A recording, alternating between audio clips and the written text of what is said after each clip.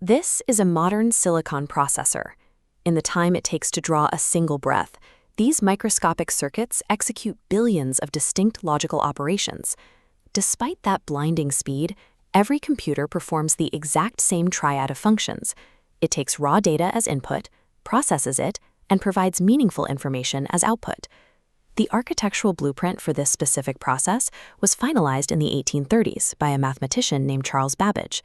Babbage's analytical engine was a programmatic, steam-powered computer designed to store 1,050-digit numbers for advanced mechanical calculation. His engine featured 5 distinct functional components that mapped directly to modern system designs: an input mechanism, a control unit, a processor, internal storage memory, and an output device. Modern computing runs on the high-speed execution of this 200-year-old mechanical logic diagram at a microscopic scale. To see how this translates to modern hardware, we look at the first functional pair in the diagram, the processor and the control unit. Babbage designed a mechanism of physical gears and mechanical parts to handle raw data calculations. Today, this is the central processing unit. This component receives data from input devices, processes the information, and coordinates the actions of internal and external devices. Modern processing hardware reached a significant performance threshold in the 2000s when 32-bit and 64-bit multi-core layouts, such as the Intel Core Duo, broke the 1 GHz barrier. Within the processor, the control unit functions specifically to coordinate internal execution and manage the processor's logical steps. A CPU is a rigid mathematical engine, executing coordinated logic steps at billions of cycles per second. Babbage's design held exactly 1,050-digit numbers. Modern memory splits this into 2 classifications, volatile and non-volatile. Random access memory provides high-speed temporary storage. It is volatile. Every stored record is lost when power is turned off. Some specialized memory chips navigate this differently. Read-only memory, used for the BIOS, retains data without power, while the CMOS chip relies on a dedicated motherboard battery to maintain its records when the main system shuts down. Because RAM is volatile, hardware requires non-volatile storage devices to retain data long-term without an active power source. Early permanent storage relied on magnetic fields, utilizing sequential access tapes, fixed internal hard disk drives, and portable 3.5-inch floppy disks. Optical storage provided an alternative immune to magnetic fields, evolving from 700 megabyte CD-ROMs to high-density Blu-ray discs capable of holding 27 gigabytes. Current hardware for portable devices relies on solid-state and flash memory, standardizing compact solutions like SD cards and flash drives. This hardware split exists because no single physical medium currently available is fast enough to keep pace with the CPU while also being persistent enough to survive a power loss. To interact with users and sense the environment, the internal processor relies on input and output devices. In the 19th century, input was handled by tracking coded holes on rigid punched cards, a method Joseph Jacquard originally designed for weaving looms.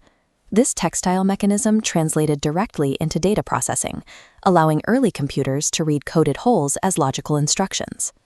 Modern equivalents to these historical inputs include keyboards, mice, scanners, and digital cameras. Output devices, such as LCD panels, projectors, and printers, complete the circuit by delivering results. Certain hardware, like touchscreen displays and interactive feedback joysticks, function as dual-purpose devices, managing input and output simultaneously. These devices act as a physical translation layer, converting human reality into structural data for the machine, and converting calculated data back into a human-readable format. This modular approach raises a synchronization problem. How do these discrete units physically connect into a single working machine? Spatial layout is determined by form factors. These standard layouts define the size and structural arrangement of the chassis, from full-size towers to flatbed desktops. Component integration happens on the motherboard. This circuit board routes data between the CPU socket, the RAM slots, and peripheral I/O ports. It also provides slots for expansion cards, logic boards extending hardware capabilities like LAN connections or dedicated graphics. Even when fully assembled, the system cannot function on raw electrical supply. Logic gates cannot process the high-voltage alternating current provided by a wall outlet. The power supply unit resolves this by converting 110 volts or 230 volt main power into stable direct current voltages, ranging specifically from -12 to +12 volts. Every computer functions as a modular ecosystem, relying on the motherboard to bridge physical data gaps and the power supply to regulate voltages. If the internal architectural layout hasn't changed since the 1830s, the computing revolution was driven not by new logic, but by a change in scale. Electronic computing in the 1940s required room-sized vacuum tube machines, such as ENIAC and the Harvard Mark I. The 1947 test of the transistor began the semiconductor era, drastically shrinking the physical space required to process electrical signals.